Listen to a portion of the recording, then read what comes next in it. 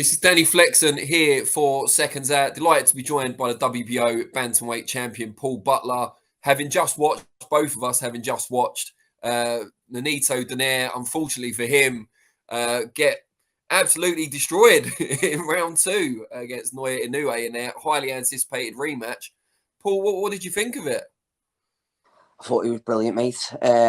He'd obviously watched a lot of the last fight where Nonito troubled him a few times, but he's gone back, he's done his own work, and I personally thought he'd get him after 7 rounds. I thought he'd have a little look at him, but he nailed it at the end of the first round, and he's come out the second round, and he's jumped all over him, and what a good champion does, he finished him.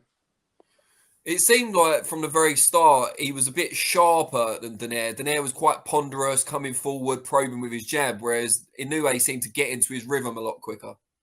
Yeah, I think he was going first and last. I think every time he threw that jab, he was giving him one jab quite often, one jab, waiting for that counter off Donaire, and he was going third then. And I think that's where the first knockdown comes from as well. He comes over with the right hand off Nonito, off Nonito's left hook, and what a shot it was. I think if there was a lot longer left in that round, I think he'd have done him in the first, but I don't think he recovered, and I think he jumped all over him. He dropped him, as you said, at the end of the first round with that right hand. Got up, didn't look too bad when he rose, but we never really found out because the bell went. And then in the second round, it seems to be the left hook mostly that was doing the damage. So I suppose we have to say now he's very much a puncher with both hands. Oh yeah, he is. He's frightening with both hands. I think the left hook what scrambled Nonito's legs. I think the ref should have jumped in then. I think he gave him too much of a chance. I think he was hurt previous to the left hook, and then that left hook landed, scrambles his legs, and I think the ref should jump in there. I think he's 39 now. I'm not saying he's done, because he's still a very, very good fighter. He's in there with one of the best pound for pound, if not the best pound for pound fighter on the planet. And he's frightening with both hands. So I think you've got to save Donaire there. From what you just said there, do we take it that it's more about how good Inoue is rather than how potentially faded Donaire may be? Yeah, I think so. I think since the whole of the World Boxing Super Series, even the final against Inoue, I think that was still a good performance. And then he's had 2 wins, as I was talking to you about before. He's had 2 wins since that, and he's looked very good. So I do think it was how good Inoue is. How look at the size of him there tonight compared to the World Boxing Super Series 3 years ago. He looked massive tonight. He looked tiny against him the first time. Do we think then, partly based on that he might be thinking about moving up now? It's been talked about for a while, him going up to Super Bantam, but he may have that desire to become undisputed, which would then involve you, of course. I hope he does, mate. I hope he does want to try and be undisputed. It's a massive occasion for me. Probably a chance I'd never get to get again. And it'd be an absolute honour to step in the ring with a pound for pound great, and he will go down as a legend. I think Donaire had said before the fight was reported that he'd be happy to make that undisputed fight should he win, which unfortunately for him didn't happen. If you get the chance to fight Inoue, would you have any issue with travelling? Because he's obviously a big draw at home in Japan. Mate, I'd love to travel. I'd love to travel to Japan. It looked electric there. The undercard and that was quite quiet, and then as soon as he came out, it just lifted. It did look special out there, so I'd love to travel, mate. Traveling doesn't bother me. I've travelled all over the world as an amateur. Going into someone's backyard and doesn't faze me. Like you said, he looks amazing. You said his power was frightening.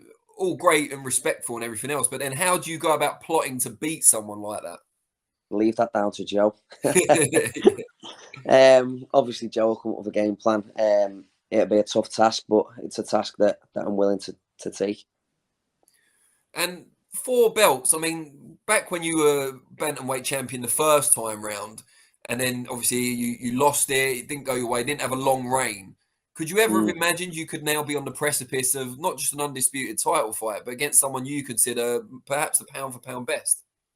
No, most definitely not. Even going back 2-3 years ago, the start of COVID, I was 31. You're thinking, how long's this COVID going to last?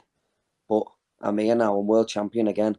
And we've got a great in the bantamweight division that holds every other belt bar mine. So I'd be daft not to want that fight.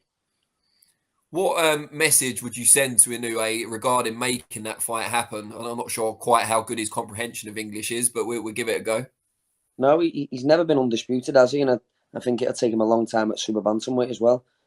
So if there's one chance to do it, then this is the time. Do you think there's any chance we could tempt him over here? Possibly. But I've been asked this question before: where would they want it, over here or over there? I'd like to go over there, but I'm not a fan of them masks and stuff, so I wouldn't mind it over here either. Good stuff. Now, if it doesn't come about, say for the next fight, because we don't know what the plans are, he hasn't come through a grueling fight at least, so he could be ready to go again pretty soon. What would be next for you otherwise? Probably a defence around about the October time, but my eyes are all set on that one. That there, if that could happen next for me, then I'd jump at it. But if not, if it was for the start of next year, then we'd have a defence in October. Have you already been texting Joe back and forth while that fight was going on, kind of urging him to start? Not today, but I spoke to him yesterday about it. Yeah. And is he keen to kind of get negotiations going?